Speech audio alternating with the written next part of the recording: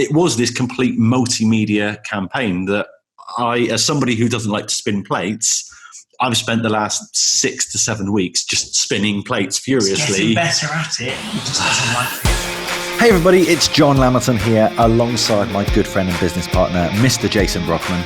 We are here for another episode of the Ambitious Lifestyle Business Podcast, where as always, it is our job to help you get more customers and make more money without just working harder. So without further ado, let's dive straight into this month's episode. Today's guest, Paul Burton, was the youngest ever editor of the Plymouth Herald. In today's episode, you're going to hear Paul talk about how some cardboard sunglasses persuaded the people of Plymouth to queue around the block to buy a printed newspaper.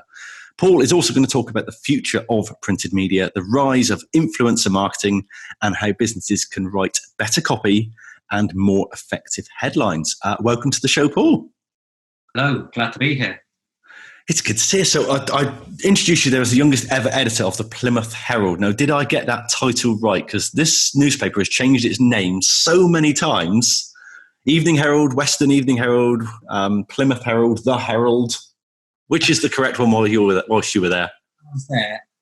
It was called, I think I should know that really. It was called The Herald whilst I was editor, yeah. And I must say, I've been superseded as the youngest as well now, I think. Fact still remains. But at the time, it was true. So is this like policemen, that they're always getting younger? Newspaper editors are getting younger?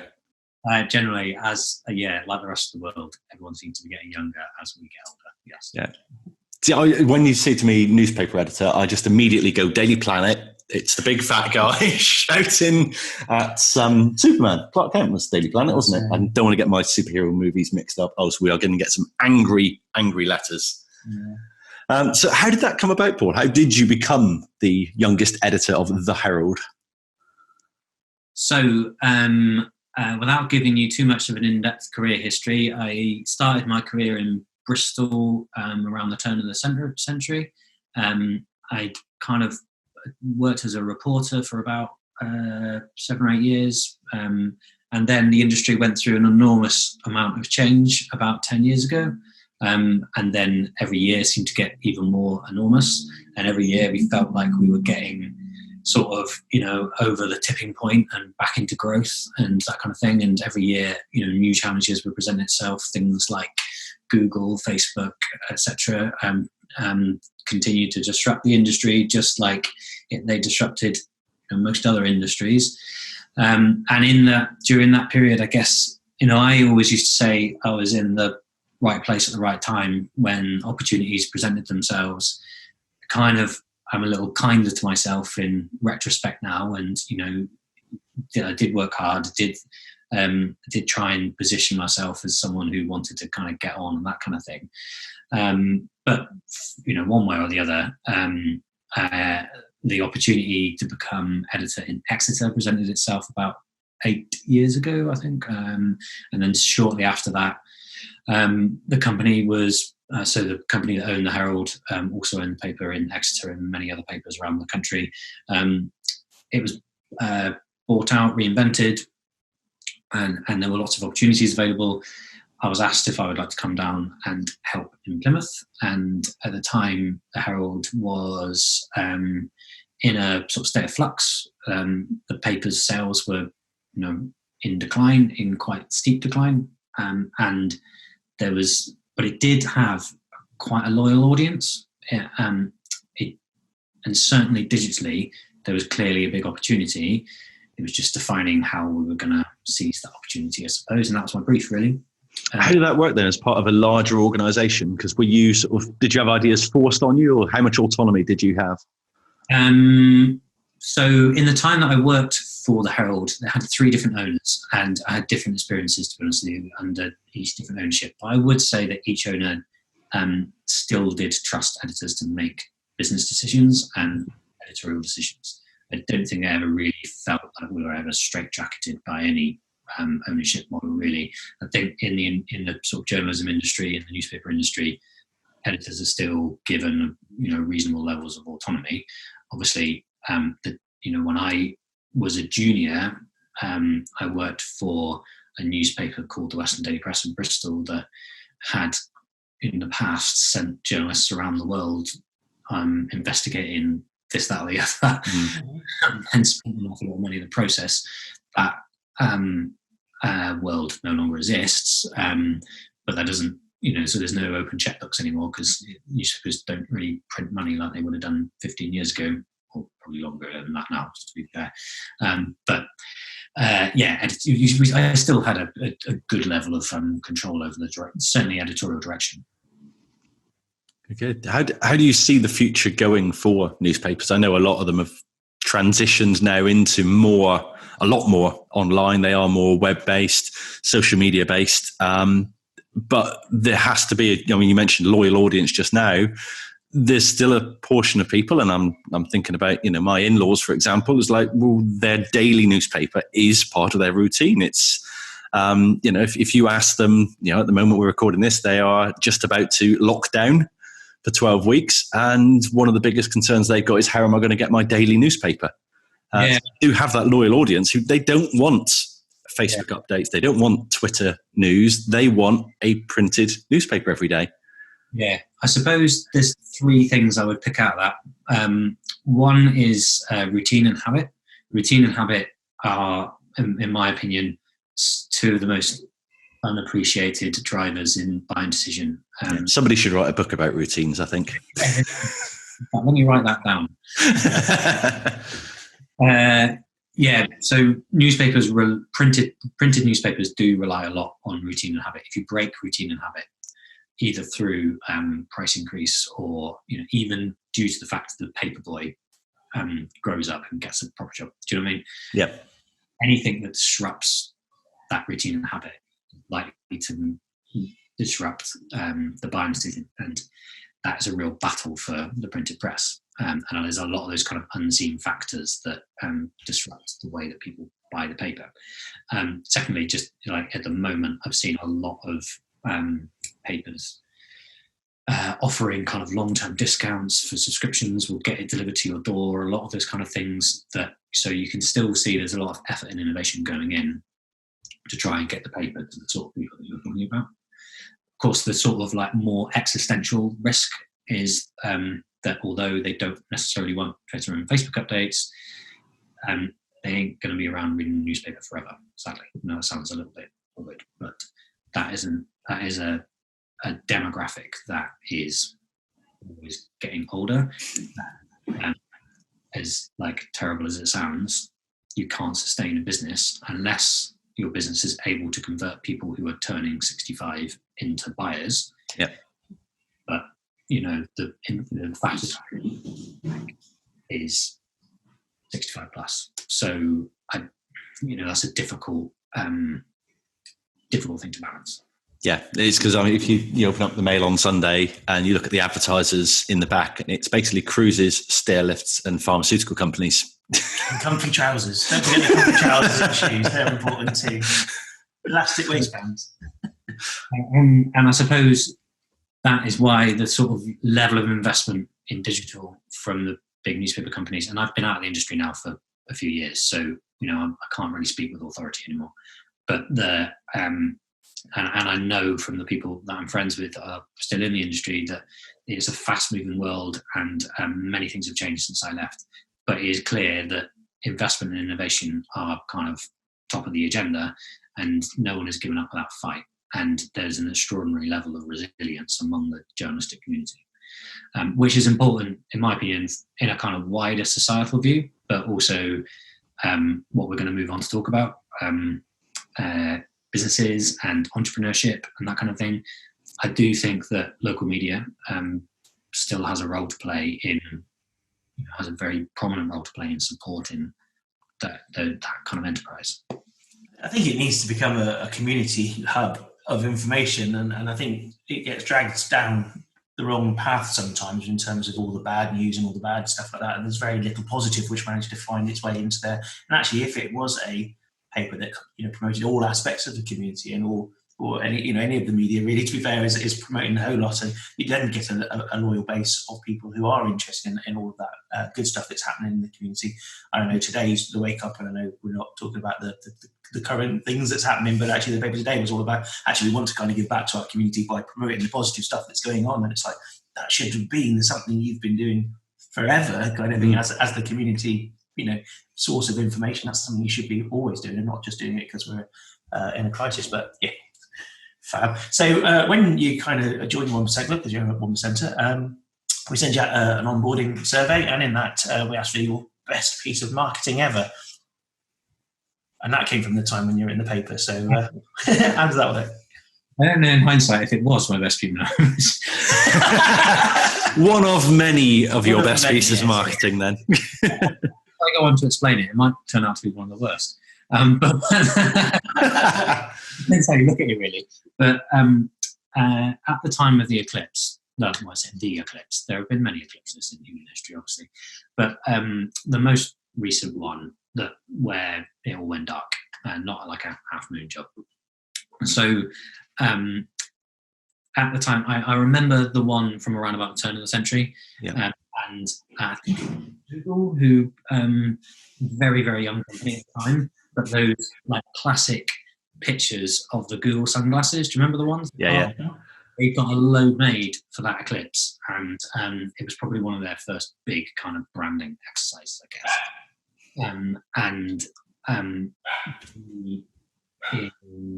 Whenever it was, 2015, I think, did a similar thing. We managed to import a load of cardboard sunglasses, and we had people traveling. Well, you had to buy a paper in order to get your free sunglasses. You had to buy them from certain outlets and that kind of thing. And we had people traveling from all areas of the country to Plymouth to buy a paper with them so that they could get. So we did gain an enormous amount of sale that day. And we had people queuing around the block, and we obviously tried to turn that paper into a bumper super special edition so that people would thought, oh, bloody hell, I didn't realise that paper was this good, and it's obviously evolved a bit and all the rest of it. And a lot of effort went into it. And we sold out in, hours. It was actually really tough because my poor newspaper sales manager at the time was trying to get these glasses from anywhere, really. But the things that I learned from that is, scarcity marketing is always trumpeted as one of the sort of best illusions that you can construct. Mm-hmm. And that was certainly what was at play that day. And I don't think everyone who bought a Herald to get a pair of cardboard sunglasses actually wanted a pair of cardboard sunglasses. They just thought they did because everybody else wanted one. Yeah, it was quickly there was a lot of my child is going to watch the eclipse tonight with me because they managed to get cardboard sunglasses, and then so and so's parent at the school gate then thinking, oh, I don't want my child to miss out, and that there was a lot of that at play. So it taught me a lot about the constructing, even if things aren't scarce, constructing that kind of illusion of scarcity and how you do that and how you signal scarcity and that kind of thing. But also the big fail and flaw that day was that it all happened so fast that we didn't capture all of these new customers. We didn't capture them. They didn't have to fill in a form. They didn't even have to, do you know what I mean? We got no detail.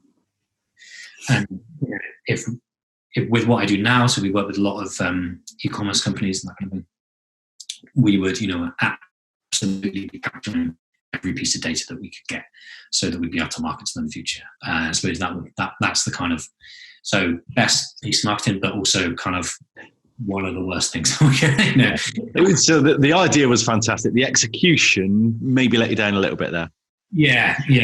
But at the time, hard to repeat as well, I guess, because there's another eclipse in 25 years. Yeah, that's the issue, I guess. It's got that in, but without the data and without actually giving them a reason to then go and buy the paper again the next day or the next day, then actually it's a kind of one-time hit, I guess. So, yeah. I don't know. I mean, I could repeat it today. So you go out today, you buy a copy of the Herald, Plymouth Herald, whatever it's called today. I'll give you a free toilet roll. Scarcity marketing. Lots of sort of what we used to call sampling exercises in the City Centre, where we would give away certain products, and often these were products that we would companies that were looking to brand them to give them to us for free, and we would use them.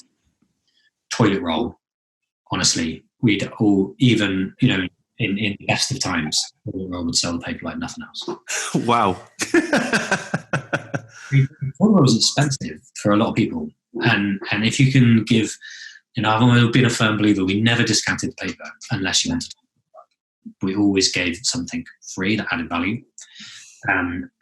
But toilet roll added an enormous amount of value for one.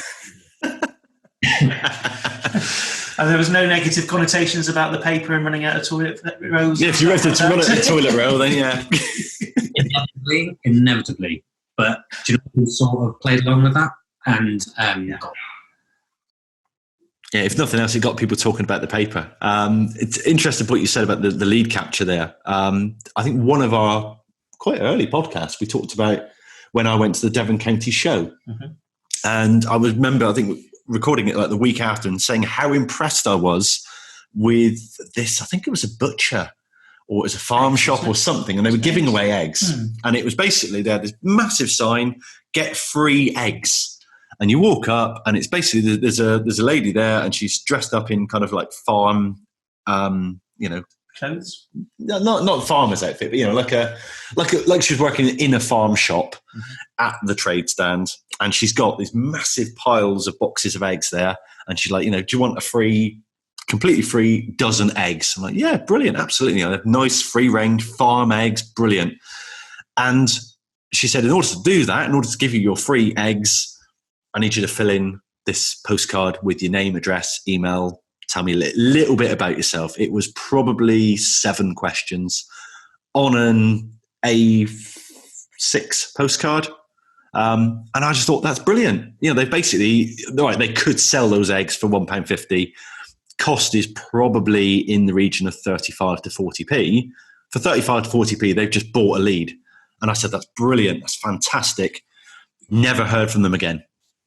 So I gave them my data. They did capture the data. They spent money on the trade stand. They spent money on the eggs. They paid the girl to work there all day long. They captured my data. They paid for the postcards to be printed. And then they chucked them in a drawer somewhere and never contacted me.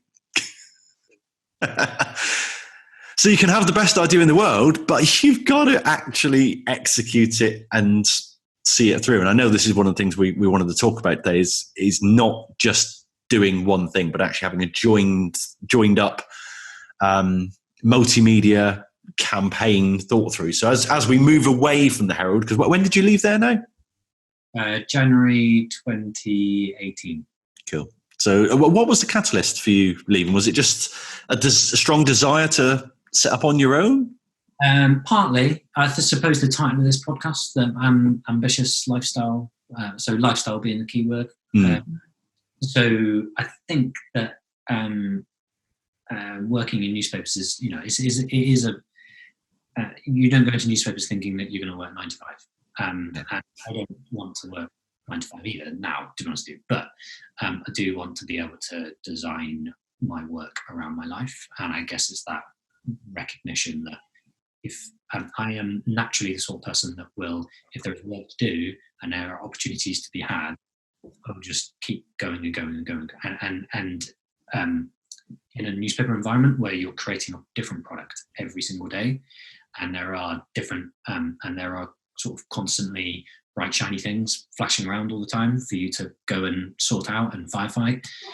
That, for my sort of personality, that is a sort of maybe not a sustainable environment to work in. And having done it for 15 years, I just needed a bit of a break, to be honest with you. And and I was lucky enough that I,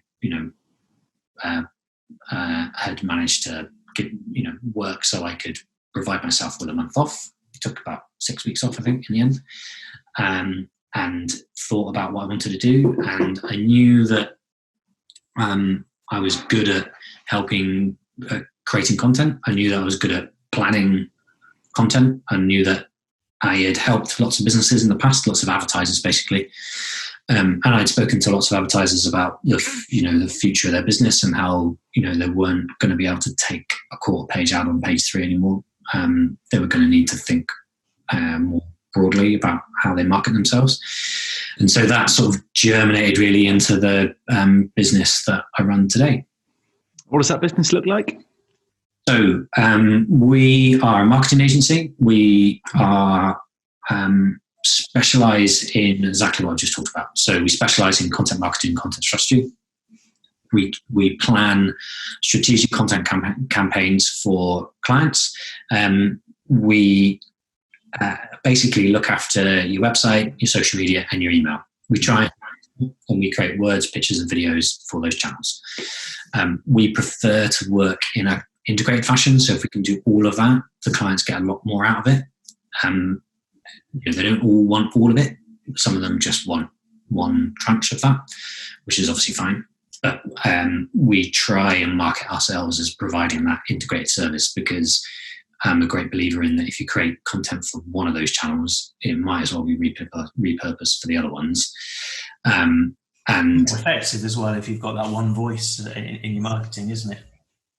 So unfortunately, if you're going to duplicate effort if you've got different people doing different people doing the same thing across different platforms, and two, tone of voice consistency and a sort of, I guess, channeling the direction of all those campaigns. So I tend to, when I talk to business about content strategy, we tend to say every 3 months you need to have some sort of goal in mind, something. It's just we're going to try and get 50 more subscribers to the email newsletter, because we know that if we get 50 subscribers, that means that we're going to convert them to customers. If we work backwards from that point, then we can say, okay, so we're going to gear up the website not to necessarily promote the products, but actually the first thing it's going to promote is the email newsletter, because we know that that's probably where we're going to get more conversions. So we'll re-gear the website that way. The social media will, it'll have brand awareness at the top still, but it will kind of still be basically funneling towards the newsletter. And then obviously the email marketing side of it then goes into a sort of 100% conversion activity. So we try and do all of that together. If we're trying to do one element of that and there are other people at that organization doing the other bits, we can work as an extension of a marketing team or whatnot, but it tends to be less effective. It's strange because you must get a lot of clients coming to you and say, Paul, can you do Facebook for me? Or can you send me an email newsletter for me? And it's almost that man with a hammer syndrome of, I've heard hammers are good. Can you build me a hammer, please? It's like, well, actually, a hammer might not be what you need. You might need a screwdriver. Why don't we look at what you actually want to achieve? Well, I want to put a picture on the wall. Okay, we could do that with a hammer and a nail. We could do it with a drill and a screwdriver. But how about I look at how sturdy your walls are, how heavy the picture is, and what you actually want to achieve first? Yeah. The problem so we get a lot of people ask that very question. And to be honest with you, some of our best clients started with that question. And I think try not to be too, I'm not sure arrogant is the right word, but we kind of understand that sometimes people need their hands held through that process. And it's as much about education as it is about doing the service for them necessarily. Yeah. Some people do not want to learn that. They just want you to run Facebook ads. And sometimes actually their business just needs Facebook ads. Do you know what I mean? And it will sort of basic benefits them. So, more than happy to do that. But a lot of the time, the client will kind of appreciate the journey that we're trying to guide them down. And that journey normally starts with an explanation is you can't just do social media. You need to have some kind of content strategy behind that. Otherwise, you're just writing sales posts all the time and they're reaching 10 people or whatever. Yeah. It's an interesting time to be recording this because we've just finished our Cheltenham Festival campaign for our sports betting business. So in the very early years of us promoting Cheltenham, it was very much, I will send an email out saying, we've got Cheltenham Festival coming up next week. Do you want some tips for that? And that was the extent of our campaign. This year, so we started writing SEO content back in December for the website. We then put Facebook ads live in January for some lead capture for a printed magazine that we created that went out, I think, digitally at the end of February. And that, in order to get that, you had to give us your email address. So we captured email, which we then created a nurture sequence, which put you on that. The week before, we then did a live video call. We then put things back into the Facebook group. We did Google ads, and it was this complete multimedia campaign that I, as somebody who doesn't like to spin plates, I've spent the last 6 to 7 weeks just spinning plates furiously. Getting better at it. He just doesn't like it. Yeah, I just need to spin plates routinely. That's the secret. Keep going back to each one and make it. But I mean, that campaign now is so much more effective because that's the 12th year I've run it. And I know that it works better as a multimedia, because I could just say, well, I could just do Facebook ads and just, sell via Facebook ads. Thank you, Chewy, for joining in on that. But yeah, it works so much better as a complete thought through, because people don't sit on Facebook and that's the end of it, No, and there's lots of famous quotes along the lines of you need 5, 7, 8, 12, 15, 25 touch points before someone buys from you, depending on your sector. And so I'm a great believer that you need to capture people in different moods as well as different platforms, and each platform has a different mood associated with it, print included. Print you tend to be quite relaxed when you're reading print. You tend to be in a totally different frame of mind to when you may be more intent-based. When you're on search, I'm looking for the best price possible. When I'm on, when I'm on LinkedIn or Facebook or Twitter, I'm in different kind of frames of mind, and capturing people in those different frames of mind and tailoring content accordingly.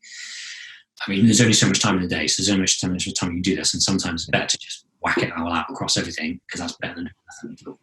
But yeah, I was at an event last year and there was a presentation from one of your successors, the current editor of Plymouth Live, Herald, Reach, PLC, whatever it's called now. And he was presenting exactly what you just talked about there. He said, look, here's the data we've got on how people digest our content. 6 a.m., they're on their mobile, in bed, looking for weather news, travel news, what's happened overnight. 9 a.m., they've done the school run. They're possibly back on their phone again, or they're on their work computer now. They're in work and they're looking for a bit of a pick-me-up. They're looking for some different news. Lunchtime, again, they're back on a different device and they're looking for updates. Middle of the afternoon, they're back on the phone again, and again, they're looking for travel. They're looking for entertainment for this evening. They're looking for celebrity stories. Gets to 5 p.m. and all of a sudden, the work computer crashes. No one's on a desktop anymore. 7 p.m. everyone's on an iPad, tablet device, sat on the sofa watching TV with the tablet next to them. Then 10 o'clock, they're back in bed with their phones again, and they're looking for, and it's different devices, different content, different context at any time of day. And there's no longer can you say, well, I've done a quarter-page ad in the Herald. That's my job done. The customer is aware of me, because the customer's attention is so fleeting, and you need to capture them at that exact moment. You try and sell someone a shiny new car at 7:30 in the morning on their mobile device. They're not looking to buy a new car. They're looking to get to work, find out if it's going to rain, do the school run, and get on with their day. Absolutely. And as a business, you're unlikely to be putting out that sort of volume of content from 6 until 11 at night, obviously. However, you can kind of learn from that flow of how people are treating their day. And I often tell people that don't get too hung up on when you're putting stuff out necessarily, because you can't really control through most social platforms how that's going to hit. They're just, the algorithms are going to work out what the user is most interested in and then serve them that content. So sometimes you can sort of overanalyze that a little bit. However, there are some things that you can control in that. When you put your email marketing campaigns out is pretty crucial, because that can mean the difference between being deleted on site and actually being read. So you can. There are bits of intelligence that you can think about. When you turn paid ad campaigns on, what sort of peaks of the day you choose them to hit, that's when you need to be paying attention to that flow. Yeah, so I saw one guy that did a social media matrix, and he basically said, right, I do five types of piece of content. I do, educational pieces. I do Facebook Lives. I do long form copy. I do checklists. I do a bit of clickbaity stuff. I do a personal story. That's more than 5, I know. But he said, I do these different types of content, and then I've got, let's say 9 a.m. lunchtime, 5 p.m., 7 p.m., 9 p.m. And he just had this matrix, and he just said, right, I'm going to try this piece of content at this time of day. And I'm just going to, for 2 weeks, I'm going to try everything. And then I'm going to look back over the numbers and see, well, actually, Friday afternoon isn't the time for a long form, 90-minute video. People aren't interested in that. That's the time for the clickbaity, let's have a bit of fun, let's have a bit of banter post. And you optimize based around what your audience are doing. Yeah, that's the way. That's the crucial change in mindset. Thinking about what your audience wants rather than what you can do. And there's obviously a balance between the two. But we tend to find that one of the most neglected areas will be Sunday afternoons or Sunday evenings, when digital usage is like peaking. Yeah. Yet people don't, and you can't be necessarily 100% authentic if you schedule content for a Sunday night. Yeah. However, it is better than not putting anything out on a Sunday night, and you will find that you will get an enormous amount of pickup. Even like, say you run a restaurant and you close on Mondays and Tuesdays, so you think, well, there's no point putting anything out on Sunday night. If you post pictures of Sunday roasts on a Sunday afternoon, you will get bookings for next Sunday. I absolutely guarantee it. The people that don't do that or neglect that kind of audience peak is totally understandable, because you're in downtime. But you can, on a Tuesday afternoon, you can be prepping for Sunday afternoon and scheduling all that up and the rest of it. That's a great takeaway. I like that. It is a completely under resourced idea, because I think so many of us think, well, Saturday and Sunday, that's the weekend. That's not my time. Even for us as a sports betting business, Saturdays are huge for us. That's our big day. Sunday, day of rest. Not a lot happens on a Sunday. Yeah, there's some football. We'll do something for that. But actually, yeah. Well, not at the moment there isn't, but yeah, there will be in the future some football on a Sunday. But yeah, people don't do enough with that, I think. Most businesses that we work with, they sell the most. They're almost all, maybe not all, but Sundays are massive time for traffic and conversion. So there you go. It's a challenge for anybody listening. Get some content out there this Sunday and let us know how that went. Let us know the rewards you've had. Paul, you work quite a lot now with influence as well. This is something that's a growing trend here in the UK, influencer marketing. For those that aren't familiar with it, do you want to walk us through kind of how that works and how to make it effective? Because I think a lot of people have heard it as a buzzword and they think it's just getting Mrs. Hinch to promote you for 20 grand or something. So how can us proper small business owners leverage influencers? And I know I used that with almost quotation there, but actually it's people with an audience, isn't it? It is. So influencer marketing is kind of almost become a bit of a dirty word in some respects, because of, but it isn't. The way that we look at it is not Ariana Grande charging 3 million to promote a new hair product. It is, for us, it's identifying people in your community that can help you either through collaboration or just because they're happy to help, because they know you're a small business, and then it helps build their audience. Identifying people that you can work with that can promote your products for you, essentially, or your service. So we offer a service where, so we have like a lot of people locally. A lot of them are kind of parenting groups and that kind of thing, where we will kind of go to them and say, look, this person, there's an offer code or etc. Or, this person wants to give you a product, and would you mind posting about it in your group? And these would be reasonably small niche audiences, really. And sometimes they can be groups of, 100 people. But they are the ones we get more out of. And this has been a really interesting. So I wouldn't say we do loads of this, but we probably do it without even realizing it half the And it's definitely something that if you were to put, say, a couple of percentage points of your time, a little bit more effort into, you would definitely see a result.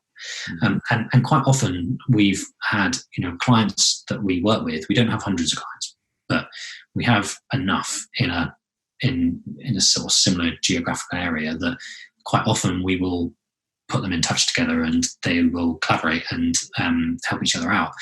And I think that particularly amongst the sort of small business community, the sense of collaboration is kind of greater than it's been for a long time. So there are huge opportunities to do that if you reach out to people. But what we're essentially talking about is finding social media groups and reaching out to them and asking for their help, basically. Sometimes they'll say no, sometimes they'll say only on a Monday, sometimes they'll say yes if you send it to me in the post, sometimes, but and sometimes they'll say only if we do it as a competition, etc. But it's well worth exploring those opportunities. And my biggest takeaway from the last 12 months is that when we've done it with big groups, it hasn't worked as well. When we've done it with the same amount of effort, but maybe say 3 smaller groups, the returns are much, much greater. Because in the big groups, your voice is sort of lost. It is more diluted. It's more effort to get in them, ironically. But those smaller, what is known in the industry as like micro influencers, they're the ones to try and identify. I'd rather have 5 smaller influencers than 1 big one. And the nice thing is you build kind of relationships with these people. They will help you for years to come.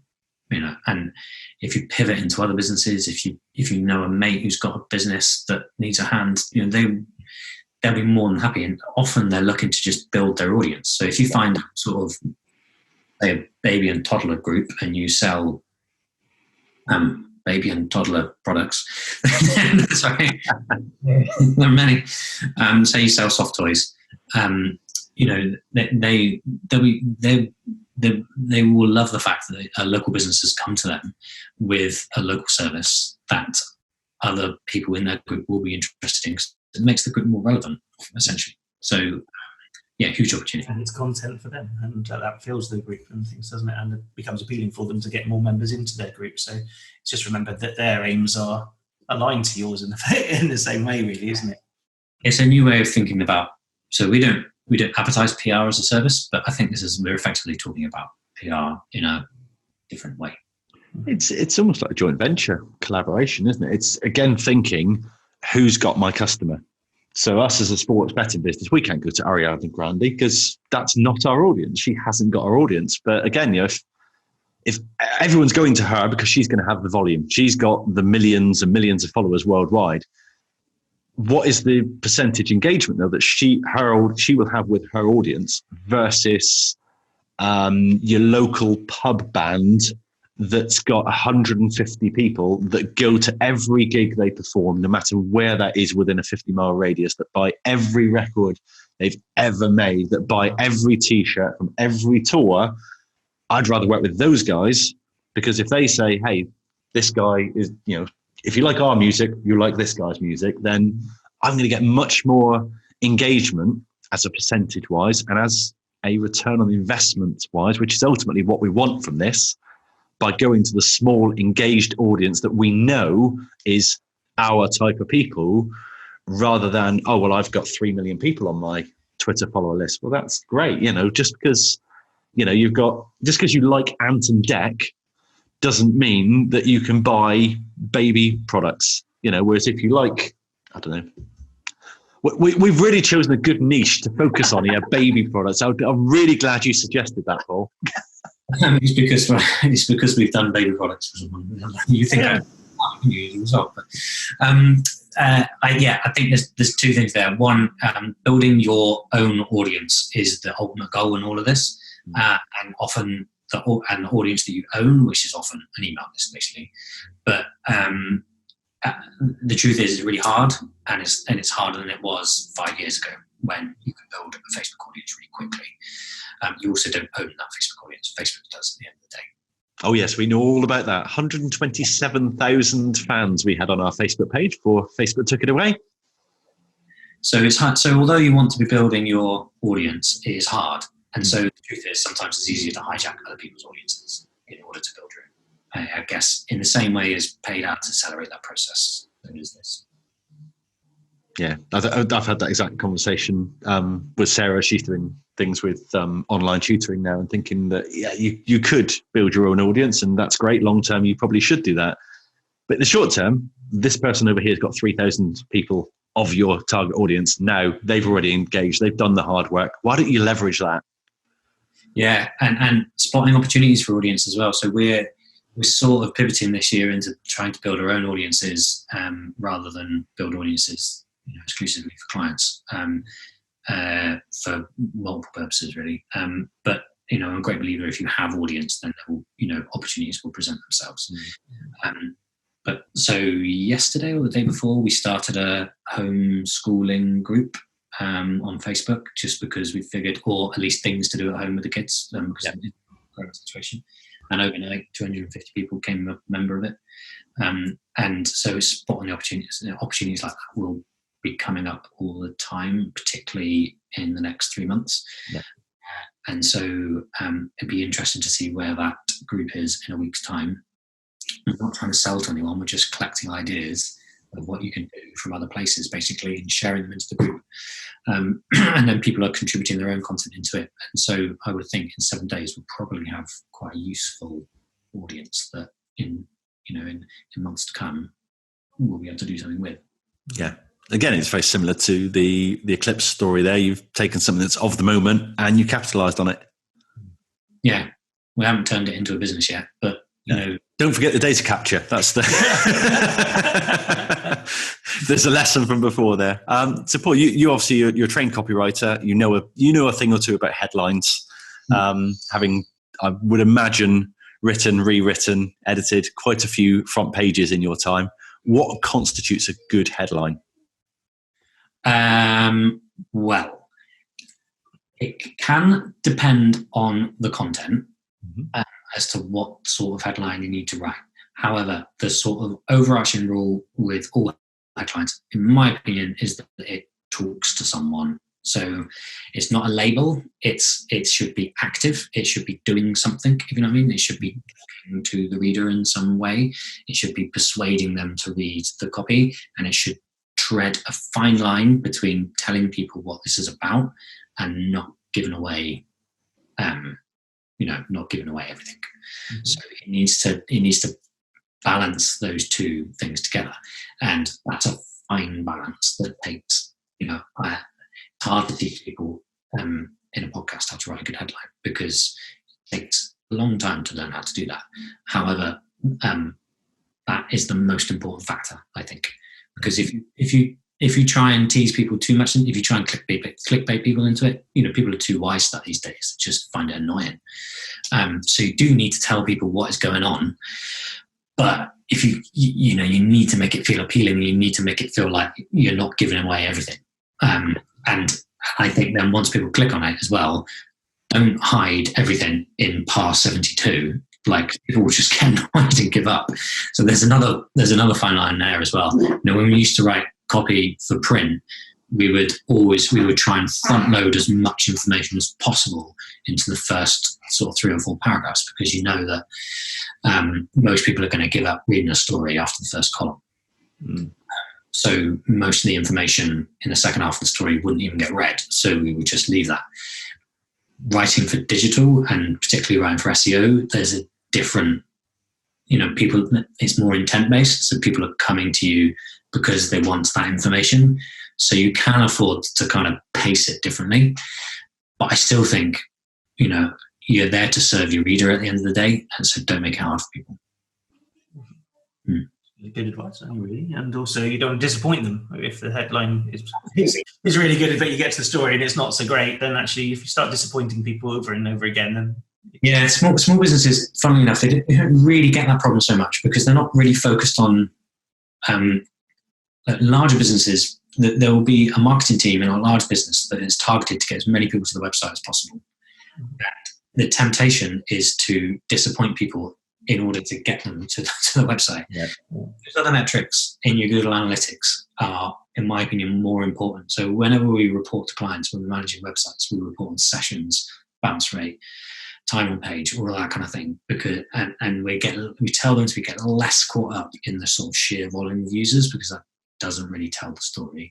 What tells the story is how people are using your website, rather than just you wrote a really good bit of clickbait copy. So the headline for this podcast then isn't going to be "You won't believe the one weird trick that Paul uses to grow his business." No, that's not the way to do it. Avoid these three things. Yeah, You wouldn't be disappointed if you watched it, would you? Unless you've got to wait 20 years for clips. Website copy ultimately is to be useful. If the copy on your website solves a problem for people, or when I do seminars and stuff like this, like I always say, you should be if you're entertaining or useful, then that will get people to use the site. It's really hard, as you may have discovered from listening to me, to be entertaining. It's much easier to be useful. So you concentrate on being useful and solve a problem for people. And sometimes, and the other thing that people get caught up with copy is that it has to be like super, super useful. Useful might be telling people how much it is. I know that sounds silly, but how many websites have you ever been to, the prices aren't published, or you have to make an inquiry in order to get it. And it makes you wonder how many people are bouncing out of those websites and going to find another website to find out how much, how whatever it is you sell is. A piece of copy that says this is the price of soft toys for babies. Sorry, that's a terrible example. The classic example is river pools and spas in America, which I'm sure many people have heard many times over. But where one of their most successful pieces of copy was, "This is how much a swimming pool costs." When every other swimming pool provider in the US was making you fill in an inquiry form, so they give you a bespoke quote with a load of markup in. Yeah, that was Marcus Sheridan, wasn't it? They Ask You Answer. Yes. I think we talked about that. It was a book of the year, wasn't it? It was a book of the year one. Yeah, I think it was. Yeah. It's a fantastic process to go through. We're just going through overhauling our website at the moment, and one of the big things that I've been kind of studying and researching, trying to make sure that we're doing now, is just imagining a user looking at any particular web page and just thinking, what are the little thought bubbles that are going above their head, which will be, where's the price? How do I find out whether this is for me? How do I know what you do? I was on a website yesterday, one of our 1%ers actually, and said, I've just launched this brand new website. Like, that's brilliant. And I looked and I thought, well, I think I know what you do, but your website doesn't tell me what you do. And then I managed to kind of navigate around a little bit, and I found this link that had some description that roughly matched my expectations as a user of, oh, that's what they do. Therefore, I went to that page with the expectation of this will explain more about it. No, I ended up in a members only area, which all the navigation menus were stripped away, and I was just left with a login box. Yeah. So the thought bubble above my head is, I'm lost, I'm stuck, I'm going back to Google. And think through that user, and it's hard to not know what you as the business owner already know about your business and your website. You know what the prices are, you know how it all works. You just want them to just buy the thing, why don't you? Sometimes when we get asked to look at, this is often, so we work with other agencies quite a bit. So if a web designer or developer is building a new website for someone, there's normally a gap where the client gets asked, can you send over the words for it, please? So we try, and that's one of our niches, is to kind of fill that gap. And one of the really interesting things is when we're doing copy for a homepage,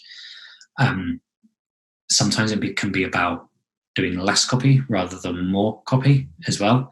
So if you sell a really obvious product, actually you don't need 300 words of copy. You just need to make the products as visible as possible and get them, make the shortest possible user journey to buying those things, or at least inquiring about them.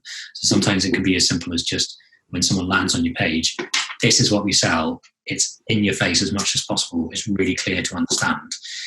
Actually, we're not going to tell you about the fact that we started the business 150 years ago and we still go and pick the onions every morning. I don't know. But do you know what I mean? Sometimes it is as simple as that. Yeah, I think so many business owners think that the template needs to be, hello, welcome to my website.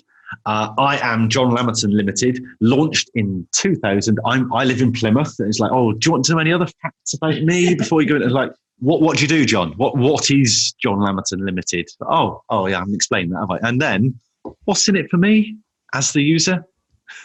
Yeah, absolutely. And that, funnily enough, that is really the same principles as good ad copywriters used to follow in New York, in Manhattan in the 60s or whatever. That is exactly the same thing. Make it as easy as possible to understand what the product is. Sometimes say less, but crucially talk to, just like we were saying with a writing good headline, talk to the person and put yourself in their shoes rather than talking about yourself and getting caught up in, wanting to promote you, and works in contradictory to what the other thing I was probably going to mention about the importance of personal branding and all that kind of thing. Actually, when it comes to buying the products and landing on your website, you just need to make it as easy as possible for people to figure it out. Yeah, I think copy is a slippery slide we've talked about before, and I think web is very much the same. It's actually, you need to grease the wheels towards conversion, and the more you talk about yourself and the more wordy you are, the more friction you actually apply to things. And for me, that's very backwards, because I've come from the background of, well, more words equals Google likes that. Therefore, that's great for SEO. They're going to love that, particularly if I can stick a load of keywords in there, and let's have a keyword in the title, and let's do more content. But actually, if users aren't going to read it, ultimately Google are going to penalize you for it, because they're going to look at your bounce rates and say, our users, they belong to us, don't like your website. Therefore, they like your competitor's website. We're going to send our visitors to your competitor instead. Absolutely. And that kind of, for me, is the importance of the sort of endearing power of the blog. So that the reams of copy that you were talking about, there probably is a place for that. Just ain't on the page that you're trying to get everyone to land on necessarily. So we talked a bit earlier about your reason for leaving the print was to get an ambitious lifestyle business. So what does that look like for you? Being able to do what we're doing right now, I guess, being able to sort of organise your life around your work. I wanted weekends. I still work the odd weekend when I don't want to, but I do it. And when I do it now, knowing that I'm doing it for something that is going to serve me in the future, if that makes sense. I'm doing it for me. I have worked a lot of hours for a very long time, and I know that I know for a fact there are many, many other people in exactly the same position. I just didn't want to do that anymore. And I wanted to be able to try and build something that required me to work less, that I got more out of, basically, around my life. I'm not wasn't under any illusion though that when you start doing that, it's, you have to build it. It takes, it's hard work to begin with. It doesn't just magically happen. But now, 2 years later, starting to see the benefits of that. Starting to reap the rewards. Hopefully. And it means you get to do wonderful things like we're going to do after this podcast and go out and play golf. So exactly, yeah, and you sort of learn about how the best way for you to work, and I've obsessed over this quite a lot over the last couple of years and trying to refine that process. But I tend to work best in sprints, and those only the first sort of 3-4 days of the week, I tend to work pretty long hours, and then Friday I just kind of think I've found enough now. You can make your business work like that. People know not to ring me on a Friday afternoon. Yeah. And the rest of the world isn't fussing Friday afternoon about content strategy and all the rest of it anyway. Well, now that you've figured out, obviously it's no longer your dirty little secret, but now that you've figured out that Sunday afternoons actually provide you with the greatest ROI, sack off Friday afternoons, which is probably your lowest ROI, and just do half an hour on a Sunday afternoon. That pays for your Friday afternoon playing golf, doesn't it? Absolutely. It absolutely does, yeah. That's the way to think of it. And it's definitely, when we talk about putting effort into weekends, most people sort of then go, I just can't work Sundays. But you don't have to work Sundays. Just work a bit more on Tuesday afternoon or do or even better, delegate whatever it is you do on a Tuesday afternoon and do this instead. I love it. Sounds good. So, Paul, you've been a 1%er for a while now. How has the 1% Club helped you with your business? Well, principally on my very first meeting, you were arguing over whether or not to hire someone, and you told me to hire them. Well, you didn't. In no uncertain terms, I think it was very much like the next day, wasn't it? I had basically got myself back into the problem that I wanted to avoid, which was working too much, trying to do everything, firefighting every other day, trying to serve too many clients. I wasn't breaking, but I could see that I was going to start letting people down if I didn't do something. And I didn't want to turn people away. I didn't want to go to clients and say, I'm sorry, but I'm going to have to scroll back on my service. But I think, so this would have been my second hire actually, but it was a significant hire because I was taking on someone with quite a lot of experience. And I think for any business owner, when you come to do that, when you've started your own thing, that big hire, those first couple of hires are a massive leap of faith, because you're kind of like, how are you going to pay for this person? What happens if I do this and I lose 2 clients?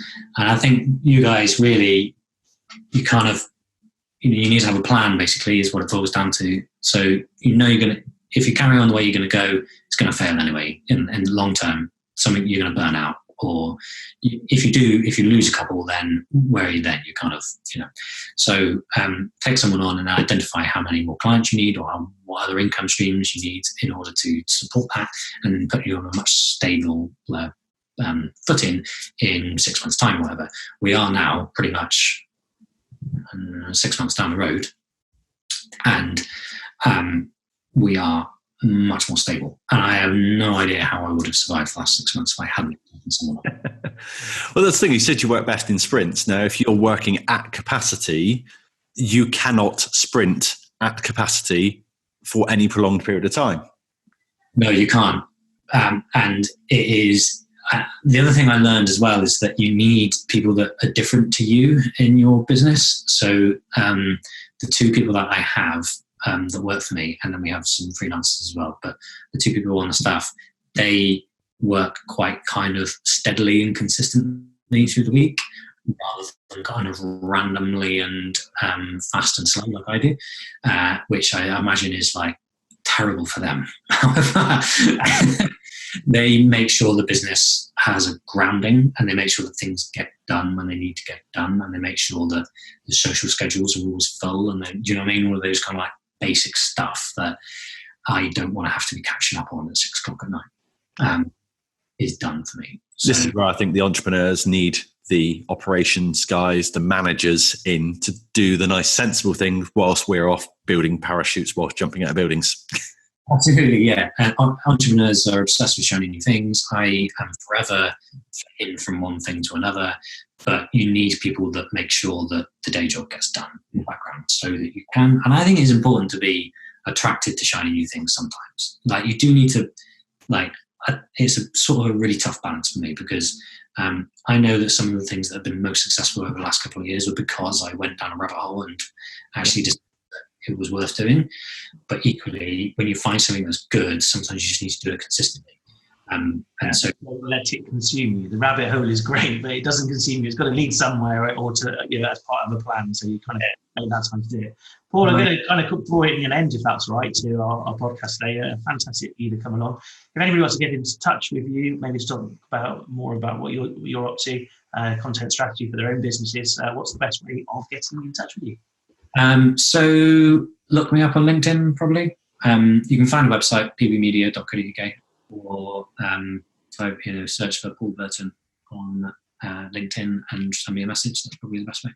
Fantastic. We will obviously add a link to your LinkedIn and to all the other links mentioned on the website, bigidea.co.uk. We'll add also the show notes on there, the video transcription of this. You can also get my weekly Big Ideas. Every Wednesday lunchtime, I send out a new Big Idea. You can subscribe to those at the website, bigidea.co.uk. 1% Club doors are closed now, as this is our April podcast. So doors will open again in September, which seems a long, long way away at the moment. So yeah, September is our next intake. If you think you might be interested in joining on September intake, or you just want to find out a bit more, just head over to the website. There's a bit of information there, a couple of videos, and you can join the waiting list for our next September intake. Thank you once again for joining us, Paul. Thank you, Paul. Thanks for inviting me on. And we'll see you next month, guys. Bye-bye. So there we are, another episode in the can. How was it for you? Please let us know.